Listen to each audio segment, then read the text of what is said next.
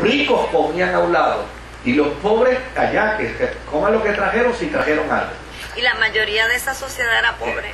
Bueno, en Corinto había un problema serio, porque Corinto era un puerto y allí la gente era comerciante y todo, el que más y el que menos tenía, había una buena posición económica en Corinto.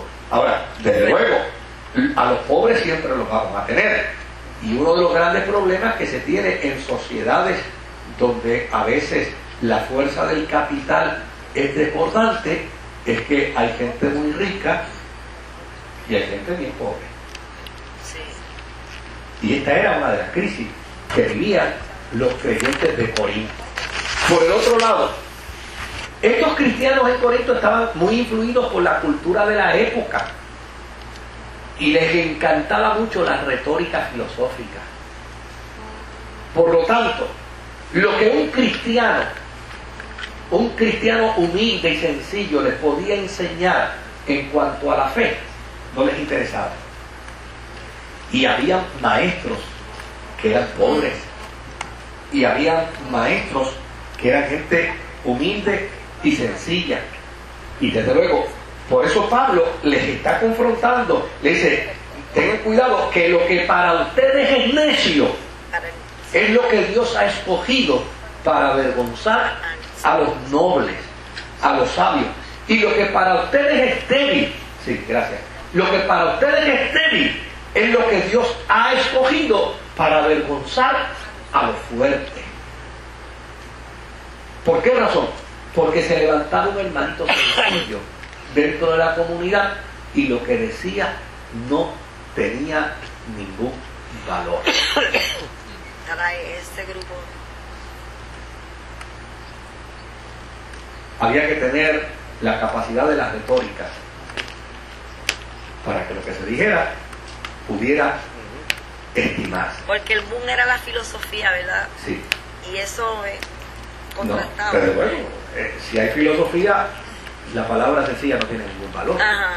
Ahora, por el otro lado, estos cristianos estaban evidenciando la gran dificultad que tenían para desembarazarse de la cultura mundanal, porque la oración de Jesús, que tenía que ser seguida por el cristianismo, está en el mundo, pero no son del mundo. Es decir, no podemos hacer lo que el mundo hace. Por eso el Evangelio vive tantas frustraciones, porque el mundo es chismoso y los cristianos no deberíamos ser chismosos. El mundo es bochinchoso, los cristianos no deberíamos ser bochinchosos. El mundo engaña, los cristianos no deberíamos engañar.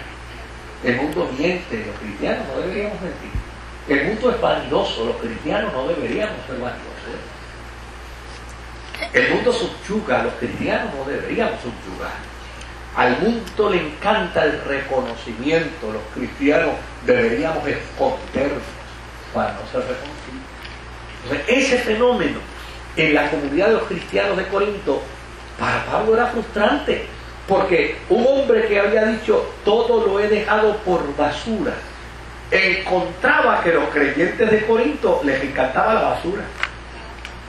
El prestigio, el reconocimiento, la retórica, la filosofía, el despreciar a los más humildes, el despreciar a los más sencillos, el ponerle el pie a los que se estaban levantando para que se cayeran. Ante esa situación, Pablo descubre todavía otros males. Había un desorden en los carismas. Y la razón por la que había un desorden en los carismas, les voy a decir, era porque dentro de las costumbres en Corinto estaban los procesos histéricos. Y los procesos histéricos eran procesos cúlticos, donde la gente disfrutaba caer en la histeria. Y no digo nada más porque me van a acusar hasta de antipentecostal. Sí.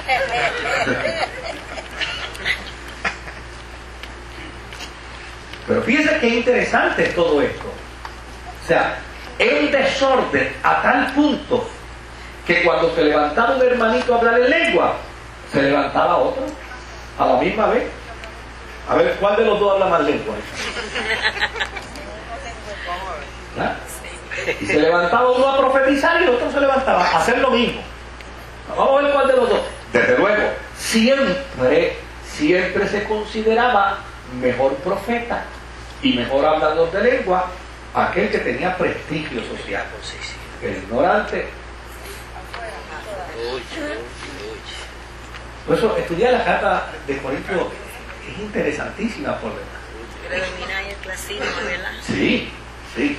Entonces, otro elemento que había era que, desde luego, una sociedad griega con una influencia increíble de todas esas costumbres religiosas sincréticas, como lo era el gnosticismo, donde la carne es mala, donde el cuerpo es malo, ellos afirmaban que el cuerpo de un cristiano no iba a resucitar. ¿Para qué va a resucitar la carne? Si la carne es mala, que se fatigue en el sepulcro. O sea, negaban la resurrección del cuerpo. Y esto tiene Pablo que también trabajarlo. Dice todos los problemas que había en una iglesia tan pequeña. Influencia distinta. Problemas de división. Entonces, como era una sociedad tan inmoral y tan inmoral, la inmoralidad pasaba por alto. Era como una inmune. Era tan inmune. O sea, entonces Pablo dice, mire si el problema de ustedes es tan grande que ustedes están tolerando a un individuo que en la cara de toda la sociedad de Corinto le es infiel a su padre con su mujer. Y ellos lo veían como algo natural. Normal. Pues sí, un pecado más que más puede hacer, es uno más. Pero si inmoralidad está bien, y de hecho los que fuimos y visitamos toda esa área griega, yo no sé si recuerdan el pie que había demarcado, demarcado en una piedra en la guía turística, decía, ve que todavía hay como unos corazoncitos ahí, sí, pues eso lo que quería decir era que en la dirección donde estaba el pie, todo el marino que llegaba, el marinero que llegaba, la ruta. Pues le enseñaba la ruta donde estaba el prostíbulo. O sea, ese era, el pie conduce a donde a donde tú quieres llegar. Pues ese era un problema que había también. Y desde luego, como Pablo viene a resolver un desorden múltiple, entonces se enfrenta con otro problema. Y es que los que no quieren ceder a la influencia mundanal, ya necesariamente dicen, pero ven acá, ¿y quién eres tú para venirnos aquí a cuestionar a nosotros? ¿Y quién eres tú para venirnos a decir que si nosotros no te reconocemos a ti como apóstol? Si a ti nadie te ha reconocido como apóstol. Es decir, el otro problema que se busca Pablo y lo adiciona es precisamente el cuestionamiento de su autoridad. Así que Pablo va a resolver en medio de la iglesia más carismática, ¿verdad?, entre comillas, y en medio de la iglesia más espiritual, porque de espiritualidad no tenía nada, ¿verdad? Pablo va a ofrecer una cantidad de pasajes bíblicos que son muy pertinentes a la problemática que allí existía. Por ejemplo, cuando se trata de la división de la iglesia, Pablo en el versículo 10 del capítulo 1 de Primera de Corintios, hoy vamos a hablar nada más que de Primera de Corintios, dice, os ruego pues hermanos por el nombre de nuestro Señor Jesucristo que habléis todos una misma cosa y que no haya entre vosotros divisiones, sino que estéis perfectamente unidos en una misma mente y en un mismo parecer, porque he sido informado acerca de vosotros, hermanos míos, por los de Cloé, que hay entre vosotros contienda. Quiero decir que cada uno de vosotros dice, yo soy de Pablo, yo de Apolo, yo de Cefas y yo de Cristo.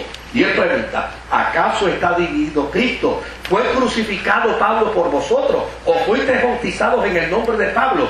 Doy gracias a Dios de que a ninguno de vosotros yo he bautizado, sino a Crispo y a Gallo,